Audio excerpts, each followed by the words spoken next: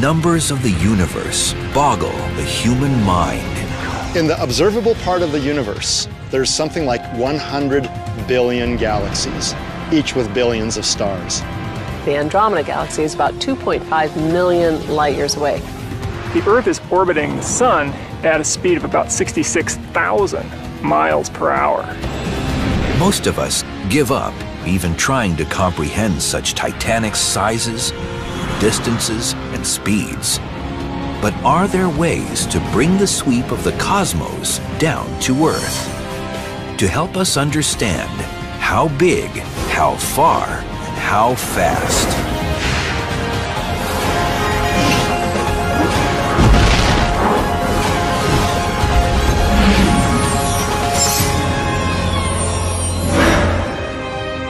Planet Earth, for all its wide expanses, deep seas, and massive mountains, amounts to a speck of dust when stacked up against the immensity of the cosmos. The observable universe contains of order 100 billion galaxies, and then each galaxy, like the Milky Way, contains of order 100 billion stars. The numbers quickly get up into the millions, and then the billions, and even the trillions, and by then we've really lost all sense of what that really means. The human mind is finely tuned to deal with the scale of day-to-day experience. The brain can understand traveling 50 miles in a day, but what about 500,000? And a person may know what it's like to move at 100 miles per hour. But what about 100 million? Numbers like millions and billions and certainly trillions are very hard for most people to imagine because, frankly, most of us don't have billions or trillions of anything. So how can we ever know the universe if our brains can't really comprehend its massive scale?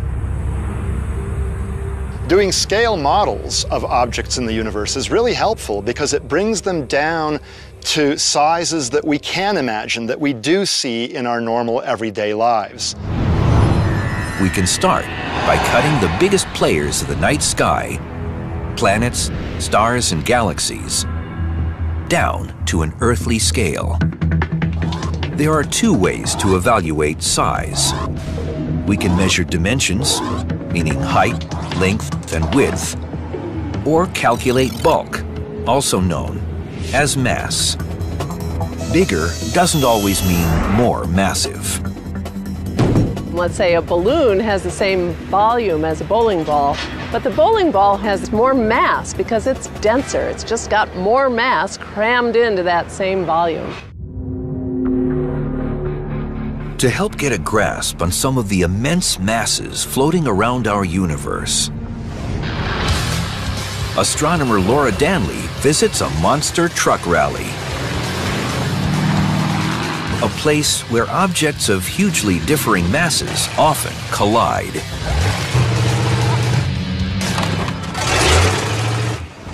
We've got everything from a small toy truck to the giant monster truck. And that gives us a range of mass that will help us understand how massive things are in our solar system compared to each other and how massive our own sun is compared to some other stars. We begin the comparison with Jupiter, known as the king of planets, and for good reason. Its mass amounts to more than 4 octillion pounds. That's a 4, followed by 27 zeros. Put another way, it would take more than 300 Earths to match Jupiter's mass.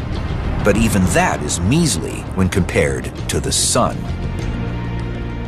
The Sun is by far the most massive thing in our solar system. It's about 1,000 times more massive than Jupiter, the biggest planet. Well, by comparison, this car behind me is about 3,000 pounds, and this little toy truck is about 3 pounds. So that's about the same difference between the Sun and Jupiter.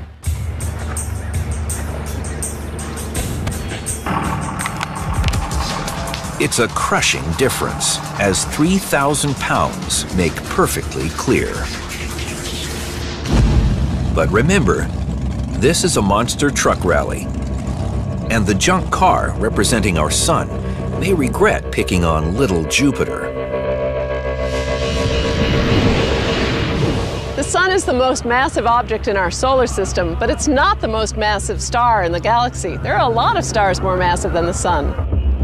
To envision the disparity between the sun and a more massive star, let's keep the 3,000-pound junk car as the sun and put it up against a 10,000-pound monster truck, representing a star some 75 light-years away. The difference between the monster truck and the car is about the same difference as a star called Regulus, the bright star right in the middle of Leo, about 3.5 times as massive as our sun. 3 times more massive may not seem like much, but don't forget, we're now pitting galactic giants against each other.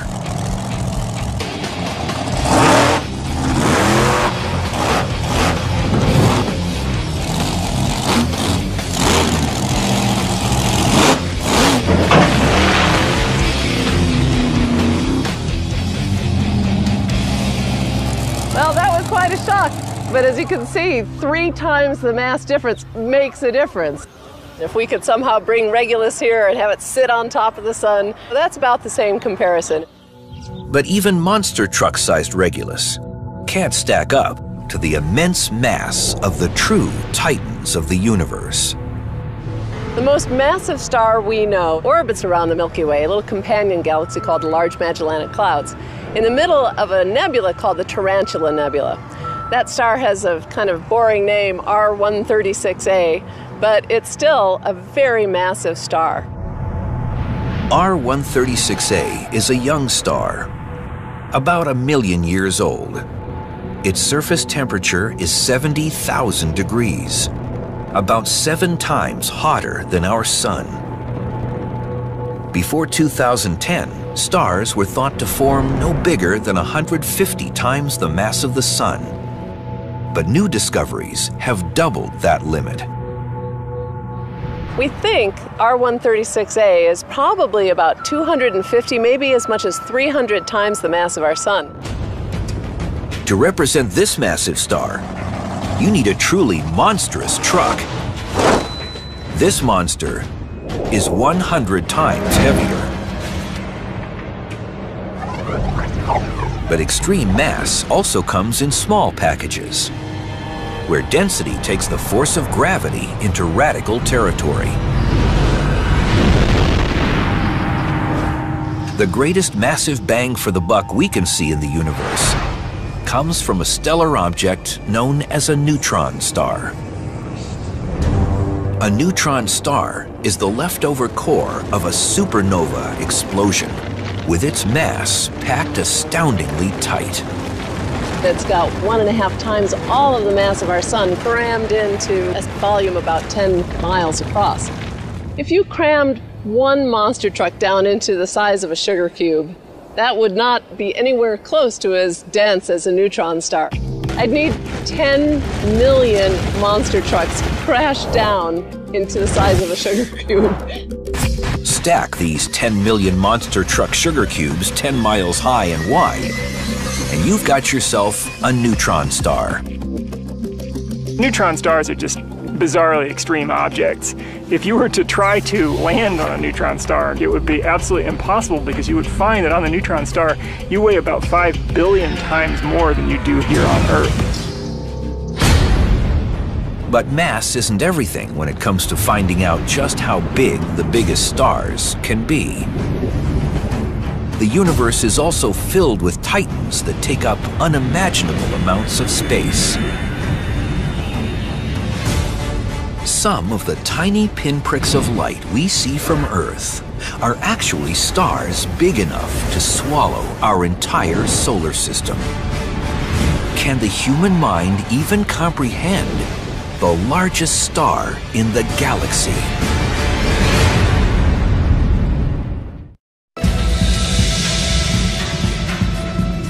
We're bringing the sizes, speeds, and distances of our vast universe down to a scale the human mind can comprehend.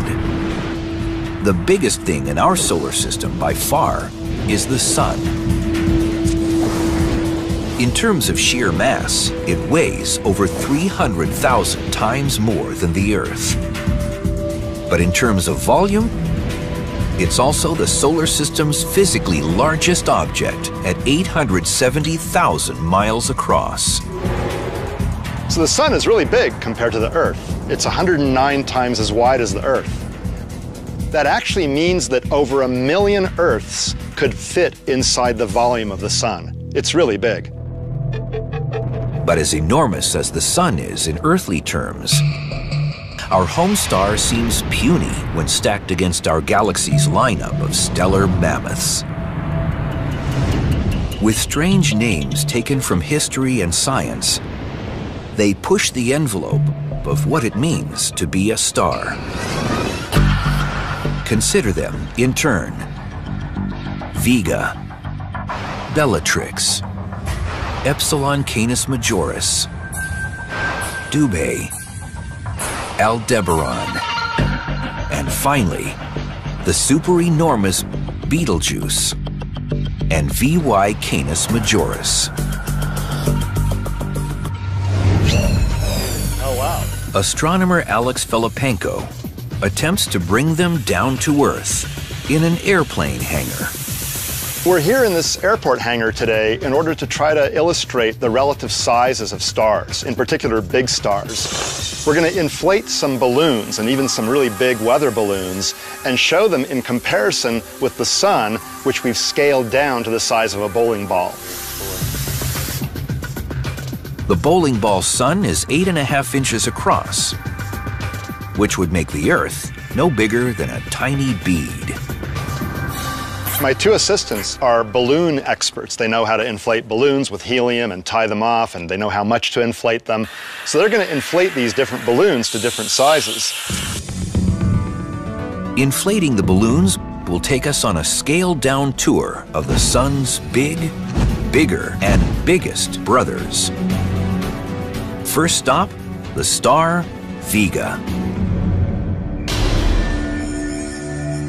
Located in the constellation Lyra, Vega is one of the 5 brightest stars in the night sky. It glows blue-white because it burns hotter than our Sun. Okay, so I've got my bowling ball Sun here. Guys, how big is this balloon? Let's check it out. It's about 2 feet. Right about 2 feet. 2 feet. So that's about 2.5 times the size of the bowling ball. So that's like the star Vega. It's a bluish-white star, 25 light years away. Very bright star in the sky. Next up is Bellatrix, a star in Orion, the Hunter, the brightest constellation in the sky. Well-known stars pinpoint its torso and belt. Another blue giant, Bellatrix is at Orion's right shoulder and shines 240 light years away. So here's a bigger balloon. What's its size? This is 4 feet. 4 feet. So that's about 5.5 times the size of my bowling ball, my Sun. So this is a bigger star. It's kind of like Bellatrix. Bigger than Bellatrix is the hot blue star Adhara, also known as Epsilon Canis Majoris. Canis Major is a constellation whose name translates as the Great Dog. Wow, now here's a big star, huh? This one is 12 feet. This thing is 17 times wider than the Sun. That's kind of like the star Epsilon Canis Majoris in the constellation Canis Major. That's the same constellation that Sirius is in. Sirius is the brightest star in the sky, but Epsilon Canis Majoris is 430 light years away. If it were at the same distance as Sirius, it would appear 15 times brighter. Almost twice as big as Epsilon Canis Majoris is Dubhe, a giant star on the lip of the Big Dipper, 120 light years away. Wow, cool. Well, here I see an even bigger balloon. What's its diameter? Let's see, 21 feet. 21 feet, so that's about 30 of my bowling ball suns. In fact, that's about the size of the star Dubhe. That star Dubhe is different from the others that we've seen. It's what's called a red giant. It's got kind of an orange color. It's cooler than the blue-white ones that we've seen previously. Amazingly, stars come in larger sizes still. And even an airplane hangar isn't big enough to contain them. Here's where we have to place Aldebaran, a monster star known since ancient times and once thought to be a sign of riches and honor. This balloon is about 32 feet across. Now that's roughly 45 times bigger than this bowling ball, which represents our sun. Now this balloon then is about the size of the star Aldebaran, a red giant in Taurus the Bull. It's about 65 light years away, and its true color is roughly orange. Now even the biggest balloons fall short in representing the size of the galaxy's biggest stars. Betelgeuse, for instance, is another star in Orion. 650 light years away, it is 1,000 times the size of the sun. Betelgeuse is so large that its radius would extend roughly to the orbit of Jupiter.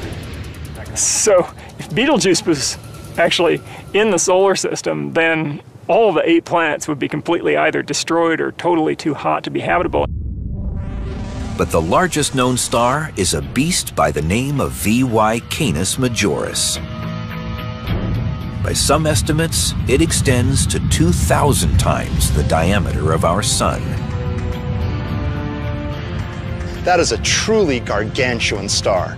If there were a commercial airplane flying just outside VY Canis Majoris, it would take it about 1,200 years to fully circle it.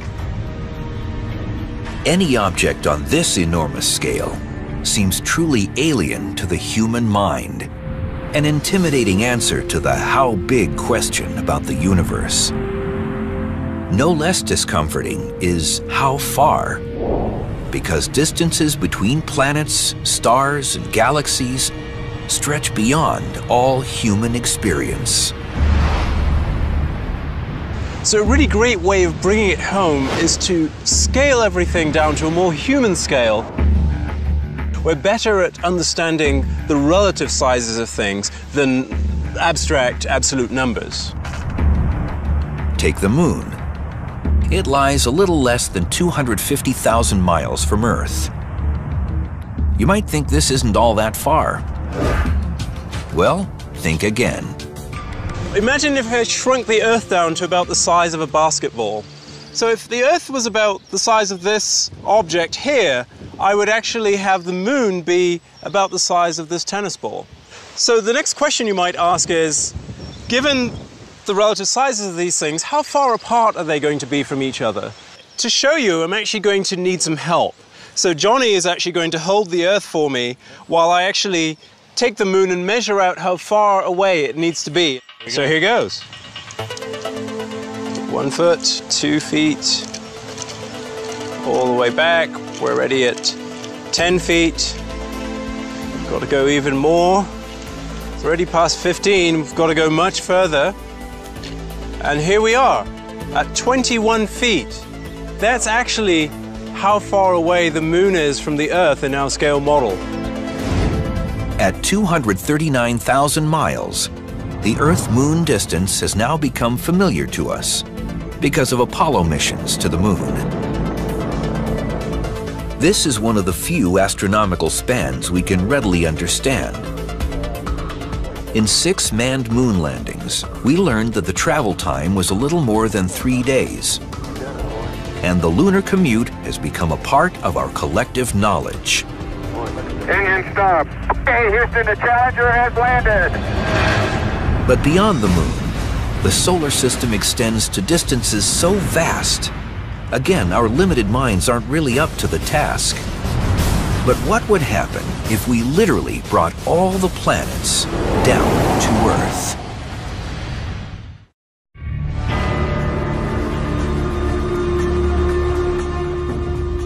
It can be overwhelming to consider how big, how far, and how fast everything is in our universe. Even in our solar system, the distances are almost unimaginably vast. That's why we're shrinking our solar system and bringing it down to Earth. Imagine if we took the 870,000 miles of diameter of the sun and shrunk it down to the size of a bowling ball. What would that do to the planets? Well, we'd have to shrink them down to sizes that we have here. So we have the 8 planets of the solar system lined out, starting with Mercury all the way out to Neptune. So in this scale model, our Earth, our home, is this tiny little bead, while the sun is this bowling ball. These bead and marble planets may be to scale with the bowling ball sun, but the distances between them aren't. To demonstrate that, physicist Clifford Johnson is going to walk the length of this miniature solar system laid out along a runway. I have Johnny here who's going to help me measure the distances with the surveyor's wheel. Okay, so let's go and explore the solar system. All right, let's do it. Each foot in this scaled-down solar system represents 1 million miles in the distances between the planets. And here we are at Mercury. And that's 36 feet. In reality, it's actually about 36 million miles away from the sun. It's amazing just how far this very first planet of the solar system is from the sun. So now let's go on to the second planet. There we go.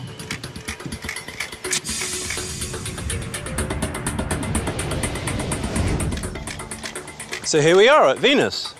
And that's 67 feet.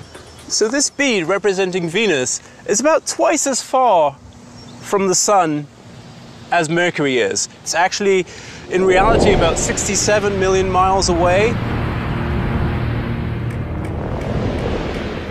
And here we are at the Earth. And that's 93 feet. We have the Earth here represented by this marble, and in fact, it's in reality 93 million miles away from the sun. The way the bowling ball looks in terms of the size from here is about the size the sun appears in our sky. We have this blue bead representing the Earth, and about 2.5 inches away we have a much smaller bead representing the moon. Remember that on a different scale, with Earth the size of a basketball, the moon was 21 feet away. To bring the whole solar system into the picture, we've had to scale down the Earth-Moon distance to mere inches. This tiny distance between the Earth and Moon is the limit so far of manned exploration of space. Hopefully we'll do a lot better in the years to come. On our runway, Mars orbits another 49 feet away, or almost 142 million miles from the Sun. The distances beyond Mars are about to get much, much larger. And here we are, Jupiter. We're at 484 feet from the sun. That's actually 3 times as far from the sun as Mars is. With all this space between these tiny marbles, it's a wonder we can see the planets from Earth at all. It tells us that the sun is incredibly bright, so that the light from the sun can go out to these bodies, reflect off them, and then come back to here on Earth for us to see them. Okay, onwards and outwards to Saturn. All right, here we go. Our 2 space explorers find Saturn 886 feet from the sun. In fact, Saturn, at 886 million miles away from the sun, is almost twice the distance from the sun that Jupiter is from the sun. So we've come a huge extra distance, and we're not even done with the solar system yet. At 1,800 feet, the scaled orbit of Uranus stands twice as far as Saturn, 1.8 billion miles from the sun. I can hardly see the sun back there, and I can actually hardly see Neptune in the distance, which is our next stop on our journey. Shall we go? Let's go.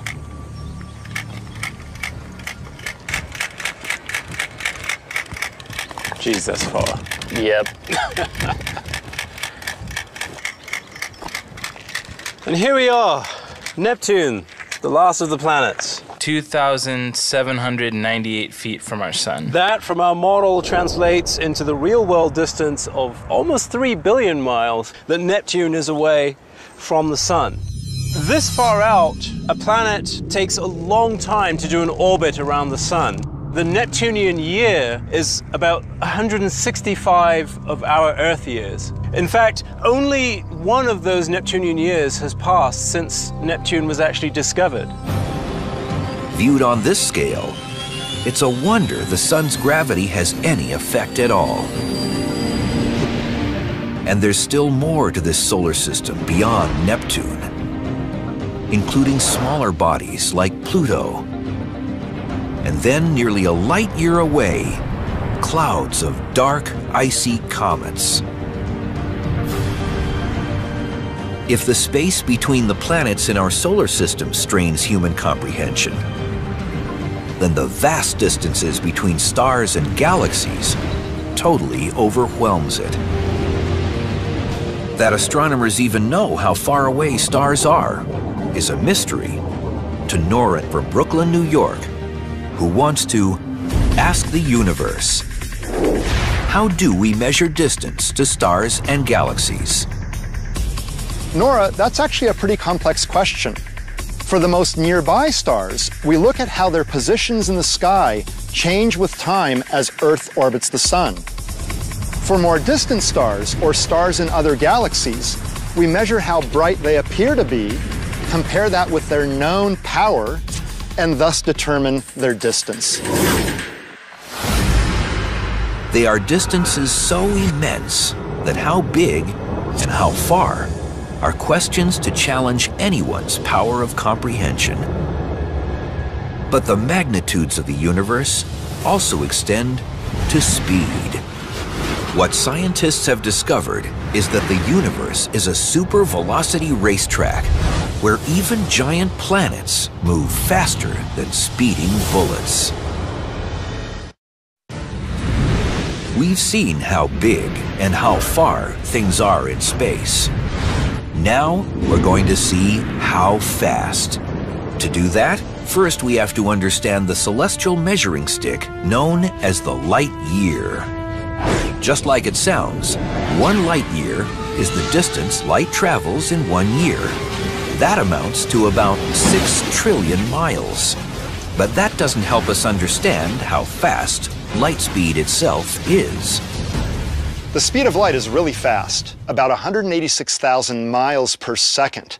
Now that's hard to conceive without an example. Imagine light were bouncing back and forth between Los Angeles and New York. It could do 38 back and forth bounces in 1 second. In an effort to chase down the concept of the speed of light, astronomer Greg Laughlin teams with firearms expert Michael Voigt to demonstrate some of the fastest moving objects on Earth. So the way we're going to do that is to compare the speed of light to the speed of something that's really fast here on Earth, which are bullets. We've got a target down range, so when it hits it, you'll hear that ding on the end of it, and you can kind of see how long that actually takes.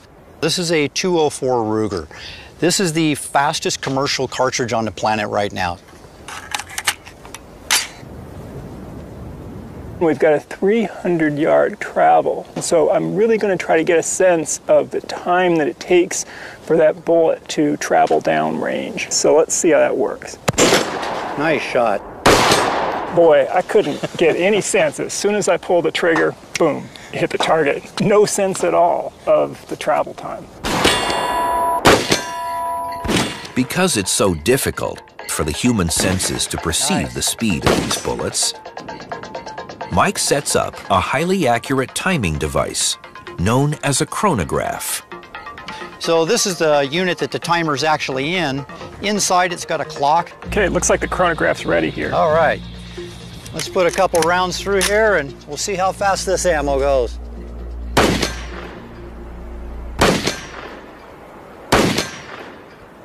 And what do we have? Wow, so that was 4,297 feet per second. So that's about 3,000 miles per hour. Pretty quick. Pretty quick. It's a little less than a mile per second. That's roughly 4 times the speed of sound.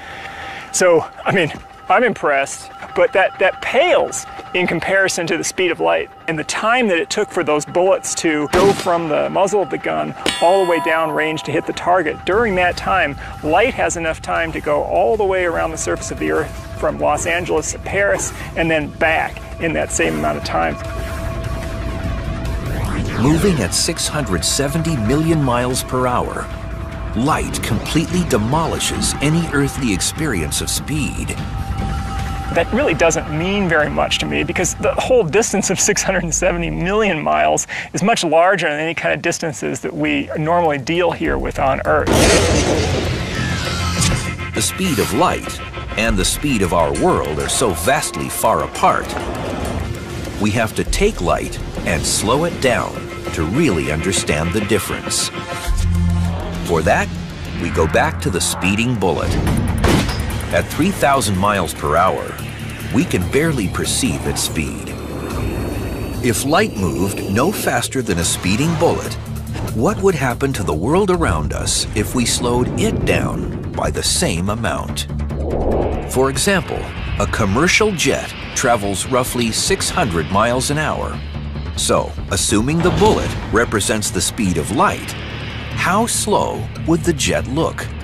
At the scale where the speed of light is 3,000 miles per hour, then that commercial jet is crawling along so that it would take an entire minute to travel 3 inches. An F-15 can reach Mach 2.5. That's over 1,500 miles per hour.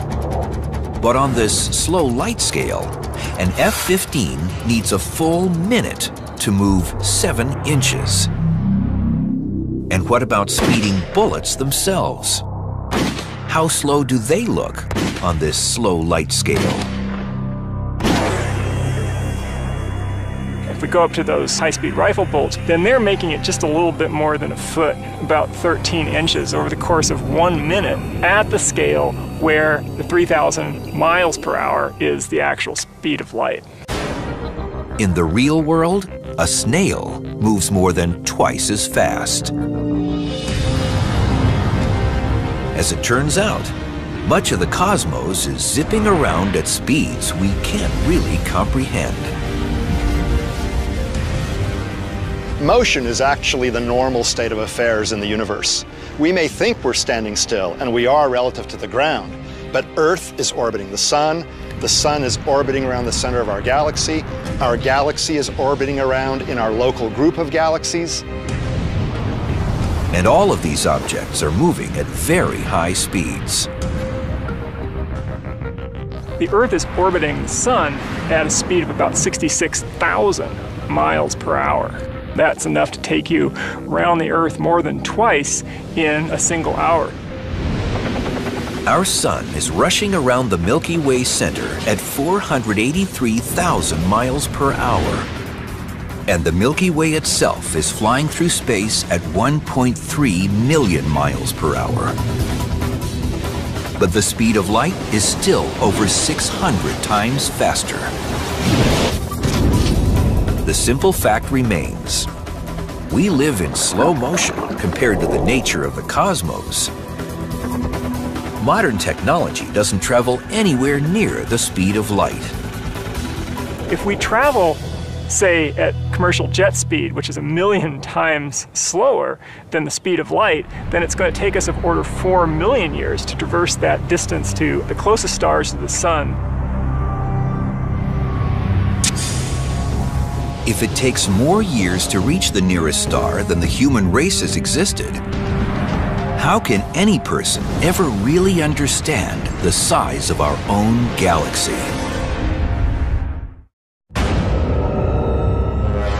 By downsizing the biggest planets and stars and the velocity of light speed to the level of human experience, we can finally begin to understand some of the scales of outer space. But is there a way to do the same for the distances between the stars? Distances that utterly dwarf the human imagination? Although scientists measure the enormous distance between stars in light years, those numbers barely help us grasp the expansive nature of the galactic landscape. So let's shrink everything down to a scale where 1 light year equals 1 mile. On that scale, our sun shrinks down to the size of a sand grain.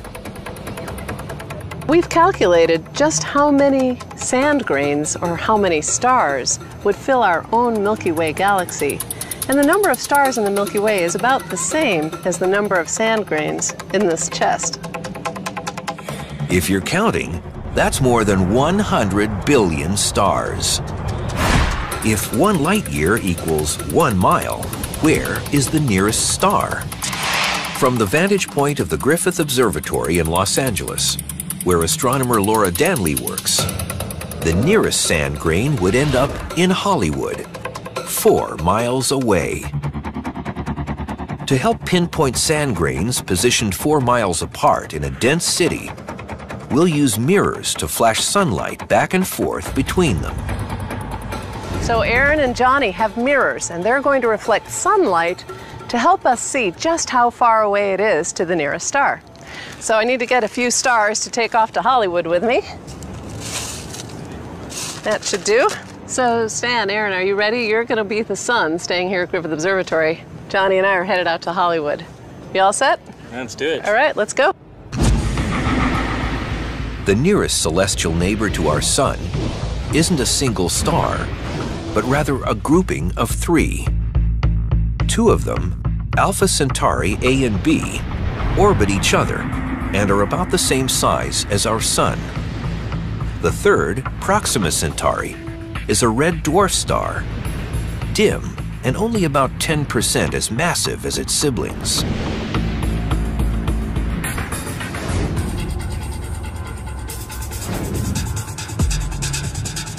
I'm here on a rooftop in Hollywood, about 4 miles away from Griffith Observatory there in the background.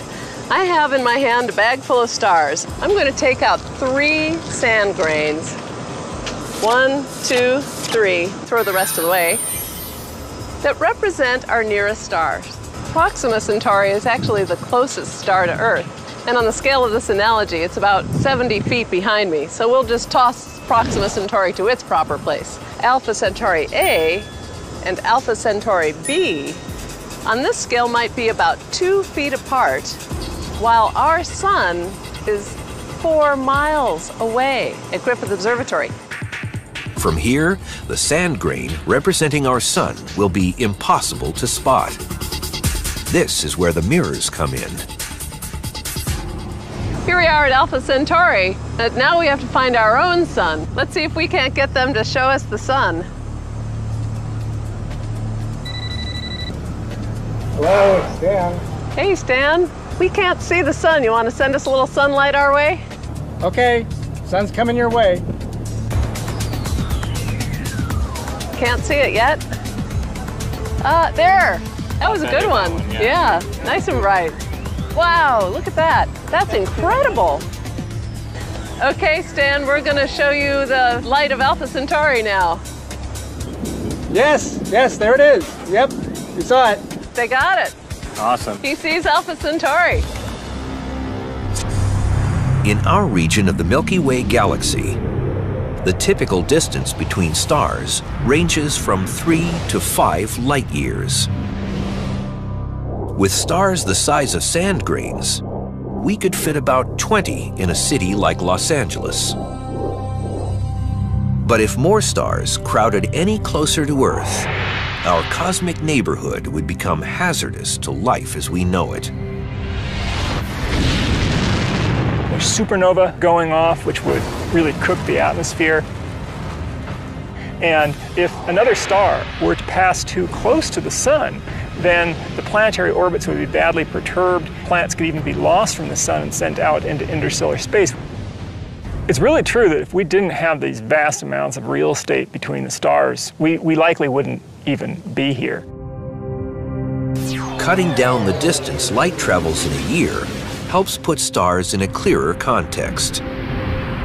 But can we do the same to grapple with the practically infinite dimensions of the universe itself. The Milky Way spans 100,000 light years across, and the next galaxy over is really, really far away. The distance to the nearest galaxy like our own, the nearest spiral galaxy, the Andromeda Galaxy, is about 2.5 million light years away. That's about almost 25 times the size of the Milky Way itself. So if you lined up 25 Milky Ways end on end, that would stretch to the Andromeda Galaxy. It might be clearer to scale things down some more and imagine galaxies as urban centers spread out across the United States. Sometimes galaxies are referred to as star cities, and that's a pretty good analogy. If we envision the Milky Way galaxy at the size of the Los Angeles metropolitan area, roughly 100 miles wide, then Andromeda would be in New York. In between would be other members of what astronomers call the local group of galaxies. There's basically two major players in the local group. There's our galaxy, the Milky Way galaxy, and there's the Andromeda galaxy. There's another smaller spiral galaxy known as M33. And then we also have these dwarf galaxies, which contain 100 million stars, sometimes even fewer. But even the vast distances that separate members of the local group won't be enough to save our home galaxy. Andromeda and M33 are both headed toward the Milky Way, to the point where in a few billion years from now they're going to have a close encounter. On a cosmic scale, the collision seems violent. But in fact, the stars in the galaxies are so widely spaced, they will weave past each other, largely undisturbed. If humans survive that long, they'll hardly notice it here on Earth. And a few billion years after that, they'll have merged into a single galaxy. The Milky Way as we know it will cease to exist. Until that time comes, though, the distances between even the nearest galaxies of the local group remain beyond our grasp. And our galactic neighbors represent only a small sliver of our immense cosmos. In the observable part of the universe, there's something like 100 billion galaxies, each with billions of stars. If galaxies were spaced out, like urban centers throughout the United States, then to approximate the size of the observable universe, the country would have to be large enough to wrap around the Earth about 500 times. Shrinking the universe down to human scale may help us comprehend its size. But reality, of course, doesn't work that way. The vastness of the universe sometimes makes us feel really small. We're small compared to the solar system, small compared to our galaxy, compared to the universe as a whole. But in some ways, I think we're not insignificant, because we're the only creatures we know of that have the advanced minds and curiosity and intellect to think about the universe. In a sense, we are the way in which the universe has found to know itself. And so that must mean the universe is finally starting to figure out how awe-inspiringly vast it truly is.